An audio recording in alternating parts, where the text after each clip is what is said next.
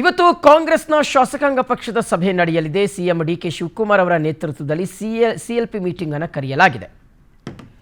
ಇವತ್ತು ಕಾಂಗ್ರೆಸ್ ಶಾಸಕಾಂಗ ಪಕ್ಷದ ಸಭೆಯನ್ನ ಕರೆಯಲಾಗಿದೆ. ಸಿಎಲ್ಪಿ ಮೀಟಿಂಗ್ ಇವತ್ತು ನಿಗದಿಯಾಗಿರುವಂಥದ್ದು. ಡಿಕೆ ಶಿವಕುಮಾರ್ ಅವರ ನೇತೃತ್ವದಲ್ಲಿ ಈ ಒಂದು ಮೀಟಿಂಗ್ ಅನ್ನು ಕರೆಯಲಾಗಿದೆ. ಸದನದಲ್ಲಿ ವಿಪಕ್ಷಗಳ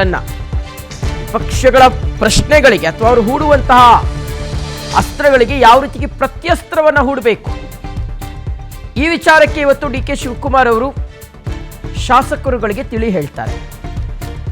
ಒಂದು ಕಡೆ ಆ ಕಡೆಯಿಂದ ಅಟ್ಯಾಕ್ ಆಗ್ತಾ ಇರುತ್ತೆ, ಬಿಜೆಪಿ ಕಡೆಯಿಂದ ಅಟ್ಯಾಕಿಂಗ್ ಕ್ವೆಶನ್ಸ್ ಬರ್ತಾ ಇರುತ್ತೆ.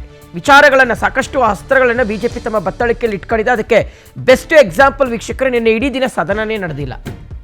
ನಾಗೇಂದ್ರ ಅವರ ರಾಜೀನಾಮೆಗೆ ಆಗ್ರಹಿಸಿ ವಿಧಾನಸಭೆ ಮತ್ತು ವಿಧಾನ ಪರಿಷತ್ನಲ್ಲಿ ಪ್ರತಿಪಕ್ಷ ಬಿಜೆಪಿ ಮತ್ತು ಜೆಡಿಎಸ್ ಜಂಟಿಯಾಗಿ ಹೋರಾಟ ಮಾಡ್ತು. ನಿನ್ನೆ ಅಂತೂ ಅಕ್ಷರಶಃ ಅಶೋಕ್ ಅವರಂತೂ ಕ್ರೋಧಾಗ್ನಿ ಆಗೋಗ್ಬಿಟ್ಟಿದ್ರು. ಅದರಲ್ಲಿ ಪರಮೇಶ್ವರ್ ಅವರು ಮತ್ತು ಪ್ರಿಯಾಂಕ್ ಖರ್ಗೆ ಅವರು, ಆಮೇಲೆ ಕೃಷ್ಣ ಬೈರೇಗೌಡರು ಸಾಧ್ಯ ಆದಷ್ಟು ಮಟ್ಟಿಗೆ ಪ್ರತಿಪಕ್ಷಕ್ಕೆ ಉತ್ತರ ಕೊಡುವಂಥ ಪ್ರಯತ್ನವನ್ನು ಮಾಡಿದ್ದಾರೆ. ಬೇರೆ ಇನ್ನಿತರ ಶಾಸಕರಿದ್ದಾರಲ್ಲ, ಅವರು ಸೈಲೆಂಟಾಗಿ ಕೂತಿದ್ರು. ಅದು ಆಗಬಾರ್ದು ಅನ್ನೋದು ಡಿ ಕೆ ಶಿವಕುಮಾರ್ ಅವರ ಲೆಕ್ಕಾಚಾರ. ಸೊ ಹಾಗಾಗಿ ಇವತ್ತು ಸಿಎಲ್ಪಿ ಸಭೆಯನ್ನು ಕರೆದಿದ್ದಾರೆ.